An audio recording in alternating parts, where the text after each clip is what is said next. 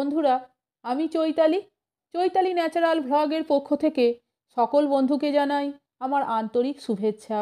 বন্ধুরা, আজও আমি একটি অসাধারণ ভিডিও উপস্থাপন করতে চলেছি। সেটি হচ্ছে, আপনারা হয়তো অনেকেই জানেন 1486 সালে এক দোল পূর্ণিমা তিথিতে জন্মগ্রহণ করেন শ্রী চৈতন্য মহাপ্রভু। হ্যাঁ বন্ধুরা, আজ আমি শ্রী চৈতন্য মহাপ্রভুর জীবনী, শিক্ষা ও লীলা কাহিনী সংক্ষেপে আলোচনা করব। বন্ধুরা, ভিডিওটা আপনারা সম্পূর্ণ দেখুন এবং শুনুন। আশা করি পুরো ব্যাপারটা আপনারা জানতে পারবেন। তাহলে শুনুন। 1486 খ্রিস্টাব্দে ফেব্রুয়ারি মাসে এক ফাল্গুনী পূর্ণিমার সন্ধ্যায় জন্ম নিলেন এক সুদর্শন বালক। নিম গাছের নিচে জন্মগ্রহণ করায় তার নাম দেওয়া হলো নিমাই। নিমাইয়ের পিতার নাম জগন্নাথ মিশ্র এবং মাতার নাম শচী দেবী। জগন্নাথ মিশ্রের আদি বাড়ি ছিল তৎকালীন শ্রীহট্ট তথা অধুনা বাংলাদেশের সিলেট জেলার গোপালগঞ্জ উপজেলার ঢাকা দক্ষিণ গ্রামে। নিমাই যখন মাতা শচী দেবীর গর্ভে, তখন শচী দেবীর মায়ের স্বপ্নে পাওয়া আদেশ অনুযায়ী জগন্নাথ মিশ্র স্ত্রীকে নিয়ে নবদ্বীপে গমন করেন। এখানেই 1486 সালের এক দোল পূর্ণিমা তিথিতে জন্মগ্রহণ করেন শ্রী চৈতন্য মহাপ্রভু। শচী দেবী কয়েকজন কন্যা সন্তানের পাশাপাশি দুইজন পুত্র সন্তানের জন্ম দেন। পুত্রদ্বয়ের নাম শ্রী বিশ্বরূপ ও শ্রী বিশ্বম্ভর। শ্রী বিশ্বরূপ সন্ন্যাস গ্রহণের পর শচী দেবী ও জগন্নাথের একমাত্র অবলম্বন হিসাবে রইলেন বিশ্বম্ভর, যার ডাকনাম নিমাই। গৌরাঙ্গ মহাপ্রভু 48 বছর এই ধরাধামে অবস্থান করেছিলেন। তাঁর জীবনের প্রথম 24 বছর তিনি নবদ্বীপে বাল্য ও গার্হস্থ্য লীলা এবং পরবর্তী 24 বছর জগন্নাথ, পুরী, বৃন্দাবন সহ ভারতবর্ষের বিভিন্ন স্থানে হরিনাম প্রচার ও ভগবান শ্রীকৃষ্ণের বাণী প্রচারে অতিবাহিত করেন।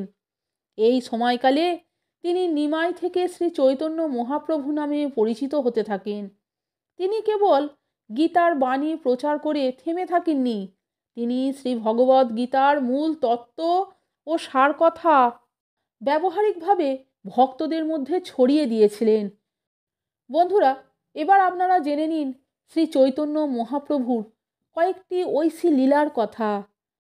একবার একটি চোর নিমাইয়ের গায়ের গহনা চুরি করার জন্য তাকে চুরি করে নিয়ে যায়। চোরটি নিমাইয়ের গায়ের গহনা ও অলংকার খুলে নেওয়ার জন্য একটি জুৎসই ও নির্জন স্থান খুঁজছিলেন। নিমাই বেশ মজা করে সেই চোরের কাঁধে চড়ে ঘুরে বেড়াচ্ছিলেন, কিন্তু ভগবানের মায়ার প্রভাবে সেই চোরটি গোলক ধাঁধায় পড়ে আবার জগন্নাথ মিশ্রের বাড়ির সামনেই এসে উপস্থিত হলো। হতভম্ব চোর তখন ধরা পড়ার ভয়ে নিমাইকে রেখেই পালিয়ে গেল। আর একবার একটি ঘটনার কথা বলছি। সেটি হচ্ছে, একবার এক তীর্থযাত্রী ব্রাহ্মণ জগন্নাথ মিশ্রের বাড়িতে নিমন্ত্রিত হয়ে এসেছিলেন। তিনি যখন ভগবানের উদ্দেশ্যে ভোগ নিবেদন করছিলেন, তখন বালক নিমাই সেখানে উপস্থিত হয়ে সেই নৈবেদ্য খেতে শুরু করেন। এতে ব্রাহ্মণ খুব রেগে যান এবং পুনরায় আবার ভোগ বানিয়ে নৈবেদ্য নিবেদন করলেন। এবারও নিমাই সেই ভোগ আহার করতে লাগলেন। এভাবে পরপর 3 বার একই ঘটনা ঘটার পর নিমাইকে ঘরের মধ্যে শুইয়ে দেওয়া হলো। গভীর রাতে সবাই যখন নিদ্রারত, তখন সেই ব্রাহ্মণ বিশেষভাবে রান্না করা ভোগ ভগবানকে নিবেদন করলেন এবং ঠিক আগের মতো শিশু নিমাই সেই ভোগ নষ্ট করে দিলেন। দিশেহারা ব্রাহ্মণ তখন কাঁদতে শুরু করলেন। তখন শিশু নিমাই ব্রাহ্মণের নিকট নিজের স্বরূপ উদ্ঘাটন করলেন। ব্রাহ্মণ দেখতে পেলেন সেই শিশুটি আসলে স্বয়ং শ্রীকৃষ্ণ। ব্রাহ্মণকে এই ঘটনাটির কথা কাউকে না জানানোর নিষেধাজ্ঞা দিয়ে শিশু শ্রী চৈতন্য মহাপ্রভু মায়ের কোলে ফিরে গেলেন। বন্ধুরা, এবার শুনুন শ্রী চৈতন্য মহাপ্রভুর কিছু বাণী। আমি সংক্ষেপেই আলোচনা করছি, তাহলে শুনুন। জাতি, ধর্ম, বর্ণ নির্বিশেষে সকল মানুষের মধ্যে প্রেমের বাণী প্রচার করেছিলেন শ্রী চৈতন্য মহাপ্রভু। এর বাইরে তিনি অন্য কোনো ধর্মতত্ত্ব প্রতিষ্ঠা করেননি, কোনো ধর্মগ্রন্থ রচনা করেননি। মানবীয় চেতনার পূর্ণ বিকশিত রূপ বিগ্রহ ছিলেন তিনি। মানুষে মানুষে বিভেদ মুছে দেওয়ার ব্রতই ছিল তার জীবন সাধনা। সন্ন্যাসী হলেও তিনি আত্মমুক্তিকামী বা মানবতা বিমুখী ছিলেন না। সেই আকর্ষণেই হাজার হাজার মানুষ তার কাছে ছুটে আসত, লাভ করত জীবনের আলো।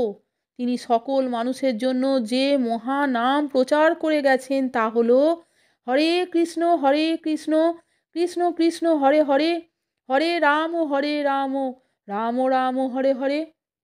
জীবনের শেষ 18টি বছর শ্রী চৈতন্য মহাপ্রভু পুরীধামে কাটিয়েছিলেন। পুরীধামে 1534 খ্রিস্টাব্দে 14ই জুন আষাঢ় মাসে শ্রী চৈতন্য মহাপ্রভু চিরতরে অন্তর্হিত হয়ে যান। হিন্দু ধর্মের এক দুর্যোগপূর্ণ সময়ে শ্রী চৈতন্যদেবের আবির্ভাব হয়েছিল। তিনি সেই সময় প্রচার করেন ঈশ্বরের আরাধনায় সকলের সমান অধিকার। প্রাণে ভক্তি নিয়ে ঈশ্বরকে ডাকলে তাকে পাওয়া যায়, ভক্তিতেই মুক্তি। তাহলে বন্ধুরা, আপনারা ভিডিওটা সম্পূর্ণ দেখলেন তো এবং শুনলেন তো শ্রী চৈতন্য মহাপ্রভুর জীবনী, শিক্ষা ও লীলা কাহিনী আমি সংক্ষেপে আলোচনা করলাম। বন্ধুরা, এই দোল পূর্ণিমা তিথিতেই জন্মগ্রহণ করেছিলেন শ্রী চৈতন্য মহাপ্রভু। ভিডিওটা যদি আপনাদের ভালো লাগে তাহলে একটা লাইক, কমেন্টস এবং আমার চ্যানেলটিকে সাবস্ক্রাইব করে আমার পাশে থাকবার অনুরোধ করলাম। এই রকম আরও অনেক ভিডিও পেতে বন্ধুরা প্লিজ আমার চ্যানেলের ভিডিওগুলো আপনারা একটু দেখুন। ভালো লাগলে বন্ধুদের মধ্যে শেয়ার করে দেবেন। আপনারা সকলে ভালো থাকবেন, সুস্থ থাকবেন। আমি আবার আসছি পরের দিন অন্য কোনো ভিডিও নিয়ে। ভিডিওটা সম্পূর্ণ দেখার জন্য আপনাদের আমি অসংখ্য ধন্যবাদ জানাচ্ছি।